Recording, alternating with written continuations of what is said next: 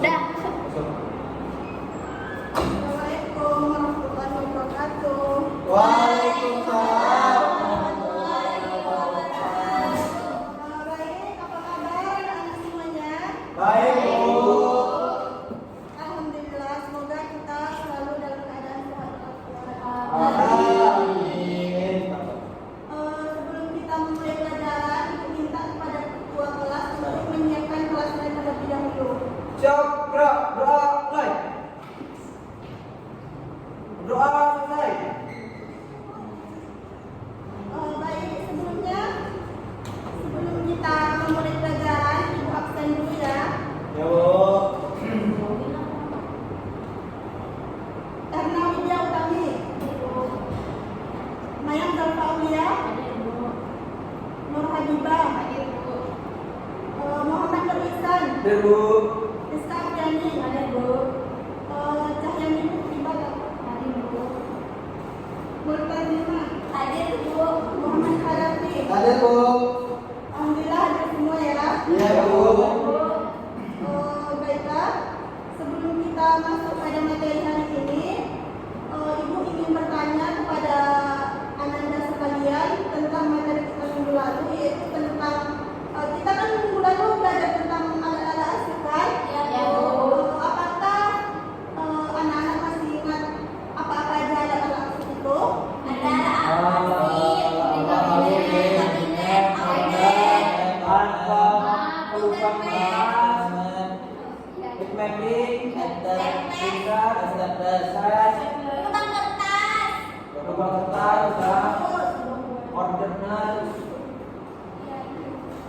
Berarti ada anak masih ingat ya? Ya, Bu. Jangan sampai dilupakan. Saya dilupakan, Bu. Baiklah, materi kita hari ini tentang 5 standar cara penyimpanan arsip. Apakah anak-anak tahu apa saja 5 standar dari penyimpanan arsip tersebut? Sebelum kita masuk pada 5 standar penyimpanan arsip, Ibu akan menjelaskan apa itu sistem penyimpanan arsip. Apa itu? Ada yang tahu?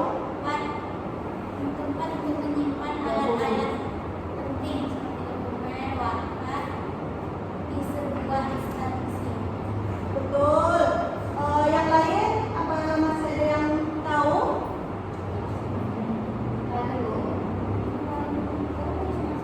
Mungkin kalau sistem penyimpanan arsip itu adalah langkah-langkah yang dilakukan untuk menyimpan sebuah arsip.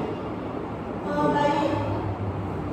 Sistem penyimpanan arsip itu adalah sistem pengelolaan dan penemuan kembali arsip berdasarkan pedoman yang telah dipilih untuk meningkatkan efektivitas dan efisiensi penggunaan waktu, tempat, tenaga, dan biaya. Jadi sistem penyimpanan arsip itu untuk mempermudah kita jika suatu saat nanti arsip itu jika suatu saat nanti arsip itu ingin kita pergunakan kembali. Baiklah, ini kan sangat bisa muncul ya, ada yang bisa bantu. Baik, ada 5 sistem penyimpanan arsip sesuai standar. Yang pertama ada sistem abjad. Pada sistem abjad ini, pada sistem penyimpanan arsip ini merupakan salah satu sistem perataan berkas yang menggunakan metode penyusunan berdasarkan abjad secara berurutan dari A sampai dengan Z, seperti susunan kita mencari kamus dengan pedoman pada peraturan dan indeks. Ini ada contohnya di gambar. Itu ada gambar kan? Ada yang tahu itu gambar apa? Pilih kabinet. Ya betul, itu pilih kabinet. Jadi sistem penyimpanannya itu pada rak pertama itu misalkan kita taruh dari huruf A sampai F, kita bagi aja sesuai dengan rak yang ada gitu kan, dari A sampai F.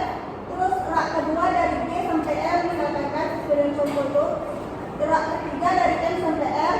Terus rak yang terakhir X sampai Z, misalkan pembagiannya seperti itu gitu kan.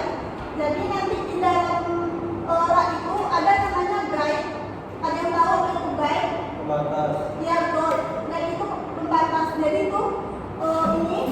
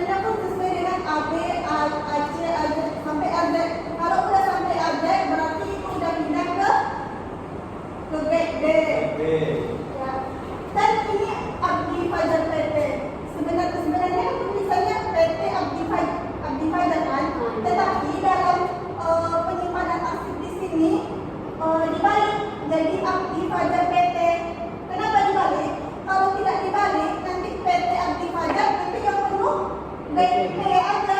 Jadi dalam penyusunan apa namanya tuh? Dalam penyusunan sistem arsip itu PT-nya tuh dibalik seperti abdi pada PT, abduna PT, adaran PT, atau mutazimah PT, contohnya gitu kan. Dah, semuanya ngerti? Ibu. Baik, kemudian sistem penyimpanan arsip yang kedua ada sistem subjek. Sistem subjek itu atau dinamakan subject filing system.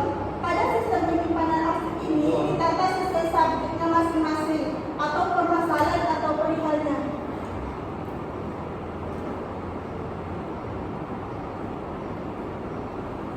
Lucu ya?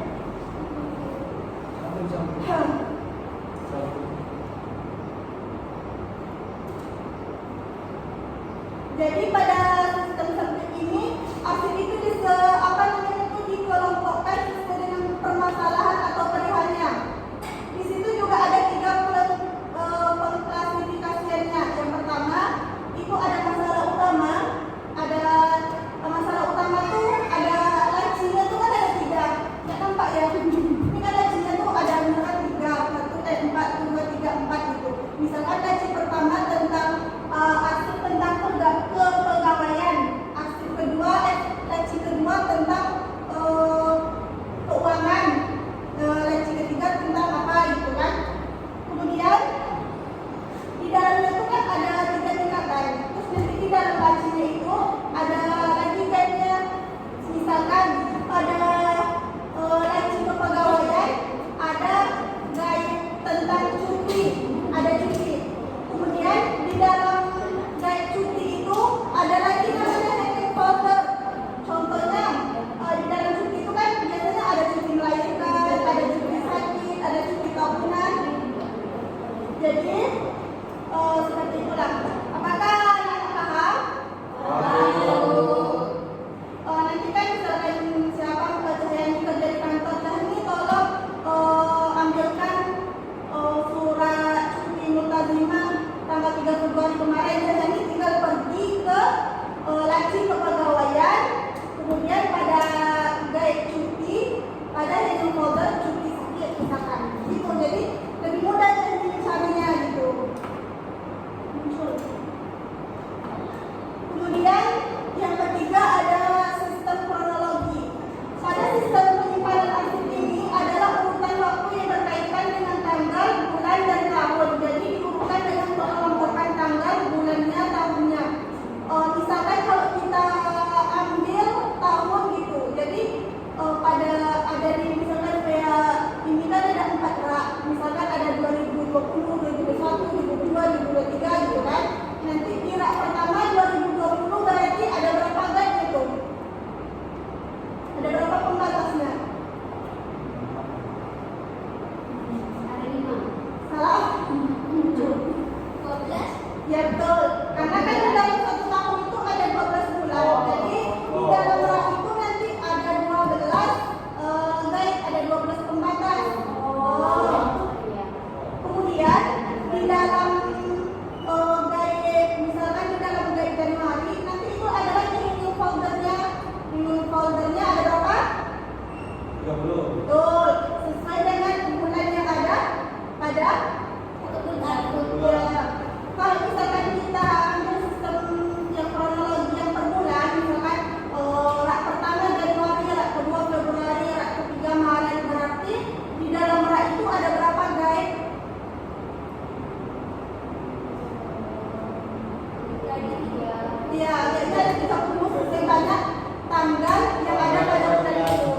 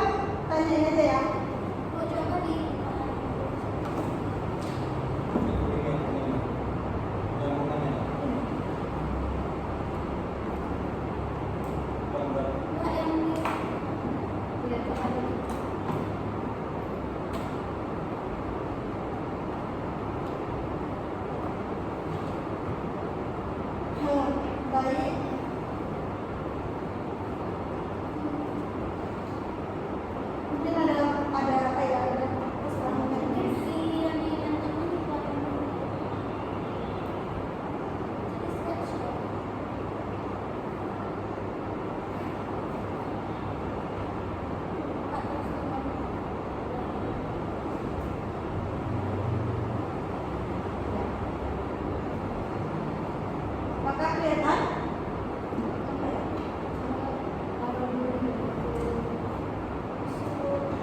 Baiklah, kita lanjut saja ya, karena kita terkait waktu. Ada yang tahu sistem kearsipan yang keempat, cara penyimpanan arsip yang keempat? Yang keempat ada sistem wilayah. Sistem wilayah ini, pada sistem penyimpanan arsip wilayah ini adalah suatu sistem penyimpanan arsip berdasarkan pembagian wilayah atau daerah yang menjadi alamat surat. Surat itu disimpan. Surat disimpan dan ditemukan kembali menurut kelompok atau tempat penyimpanan berdasarkan geografi wilayah kota. Dari surat berasal dan tujuan surat itu dikirim. Contohnya ada ini kan udah ada, ini kan apa namanya nih? Filing kabinet. Udah filing kabinet kan? Misalkan ada Jawa Tengah, Jateng, Jatim, Jabar, Jabar. apa lagi tuh? Ada Jabar, Jatuh, Pekanbaru misalkan. Kalau sistem penyimpanan arsip menggunakan wilayah ini sama kayak sistem subjek. Cuman kalau subjek itu yang dipaparkan itu kan masalahnya. Kalau ini yang dipaparkan tuh apanya wilayahnya. daerah-daerahnya. Ya, jadi nanti untuk guide-nya ini, misalkan Jawa Tengah, apa-apa aja kabupaten yang ada di Jawa Tengah. Contohnya ada Semarang, Semarang Utara, Semarang Barat, misalkan kan. Terus nanti di dalam handfoldernya nanti ada kecamatannya, misalkan ada Kendal atau apa gitu kan dengan seterusnya. Jawa Timur ini juga itu nanti disebutkan kota-kotanya apa saja, terus kecamatannya apa saja untuk handfoldernya. Kemudian sistem nomor. Yang terakhir ada sistem nomor. Sistem penyimpanan arsip menggunakan nomor ini merupakan sistem penyimpanan warkat yang berdasarkan kode nomor sebagai pengganti dari nama orang atau badan yang disebut dengan indirect filing system. Karena penentuan nomor yang akan digunakan memerlukan pengelompokan masalahnya. Misalkan contohnya pada filing kabinet itu kan ada 4 atau 5 rak misalkan gitu kan. Misalkan ada contohnya ini nomor kode 001 tentang masalah kepegawaian. Terus nanti 002 masalah keuangan. Terus nanti 003 masalah gaji misalkan. Jadi pada sistem nomor ini sama saja dengan sebelumnya, cuman dia menggunakan nomor untuk menentukan sebuah perihal di dalam suatu arsip tersebut. Baik, mungkin ada ini yang dapat dijelaskan mengenai beberapa 5 sistem penyimpanan arsip sesuai standar. Apakah ada pertanyaan? Bisa nanti dulu.